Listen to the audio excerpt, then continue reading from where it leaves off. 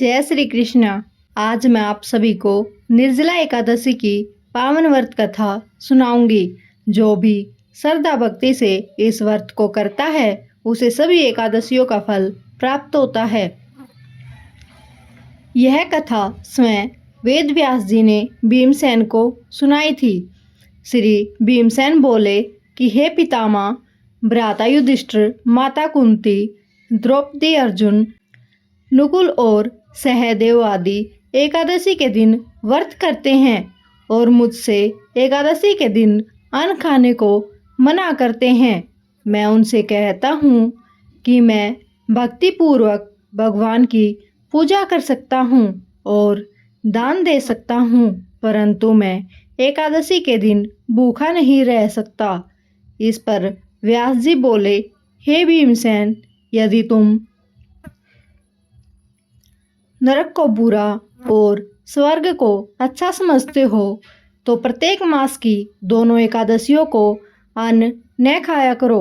इस पर भीमसेन बोले, हे पितामह, आपसे प्रथम कह चुका हूँ कि मैं एक दिन एक समय भी भोजन किए बिना नहीं रह सकता। फिर मेरे लिए पूरे दिन का उपवास करना तो कठिन है। मेरे पेट में अग्नि का वास है जो अधिक अन्न खाने पर शांत होता है। यदि मैं प्रयत्न करूं तो वर्ष में एक व्रत अवश्य रख सकता हूं। अतः आप मुझे कोई एक ऐसा व्रत बतलाइए जिसे मुझे स्वर्ग की प्राप्ति हो सके। श्री व्यास जी बोले कि हे वायुपुत्र, बड़े बड़े ऋषि मुनियों और महर्षियों ने बहुत से शास्त्र आदि बनाए हैं। यदि कलयुग में मनुष्य उन सब पर आचरण करे तो अवश्य ही मुक्ति को प्राप्त हो सकता है। उनमें धन बहुत अधिक खर्च होता है। उनमें से जो पुराण का सार है उसको कहता हूँ कि मनुष्य को दोनों पक्षों की एकादशियों का व्रत करना चाहिए। इसमें उन्हें स्वर्ग की प्राप्ति होती है। श्री व्यास जी बोले, हे भीमसेन, कृष्ण और मिथुन क्रांति के मध्य में ज्येष्ठ मास की शुक्ल पक्ष की एकादशी होती है। उसका निर्जला व्रत करना चाहिए। इस एकादशी के व्रत में स्नान और आचमन में जल वर्जित नहीं है, लेकिन आचमन में 6 मास जल से अधिक जल नहीं लेना चाहिए। इस आचमन से शरीर की शुद्धि हो जाती है। आचमन में 6 मास से अधिक जल मदपान के समान है। इस दिन भोजन नहीं करना चाहिए। भोजन करने से व्रत नष्ट हो जाता है। यदि सूर्योदय से सूर्यास्त तक मनुष्य जलपान न करे तो उसे 12 एकादशियों के फल की प्राप्ति होती है। एकादशी के दिन सूर्योदय से पहले ही उठना चाहिए। इसके पश्चात भूखे ब्राह्मणों को भोजन कराना चाहिए। तत्पश्चात स्वयं भोजन करना चाहिए। हे भीमसेन, स्वयं भगवान ने मुझसे कहा था कि इस एकादशी का पुण्य समस्त तीर्थों और दान के बराबर है।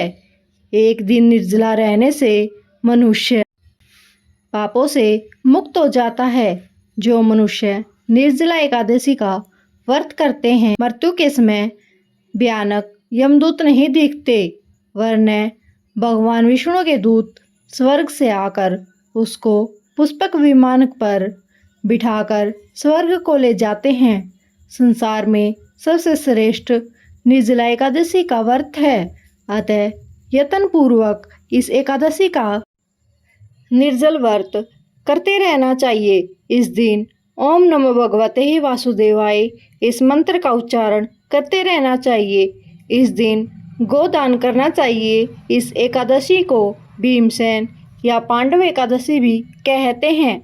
निर्जला एकादश व्रत करने से पहले भगवान की पूजा करनी चाहिए और उसे विनय करनी चाहिए कि हे भगवान, आज मैं निर्जला एकादशी का व्रत कर रहा हूँ। इसके दूसरे दिन भोजन करूँगा। मैं इस व्रत को श्रद्धापूर्वक करूँगा, उससे मेरे सब पाप नष्ट हो जाएं। इस दिन एक बड़े वस्त्र से ढककर स्वर्ण सहित दान करना चाहिए। जो मनुष्य इस व्रत के अंतराल में स्नान तप आदि करते हैं उनको करोड़ों फल स्वर्ण दान का फल मिलता है। जो मनुष्य इस दिन यज्ञ होम आदि करते हैं उनका फल वर्णन ही नहीं हो सकता। इस निर्जला एकादशी के व्रत से मनुष्य को विष्णु लोक हो जाता है। जो मनुष्य इस दिन अन्न खाते हैं उनको चांडाल समझना चाहिए। वे अंत में नरक में जाते हैं। ब्रह्म हत्यारे, मद्यपान करने वाले, चोरी करने वाले, गुरु से द्वेष करने वाले, असत्य बोलने वाले इस व्रत को करने से स्वर्ग को जाते हैं। हे कुंती, जो पुरुष या स्त्री इस व्रत को श्रद्धापूर्वक करते हैं उनके निम्नलिखित कर्तव्य हैं।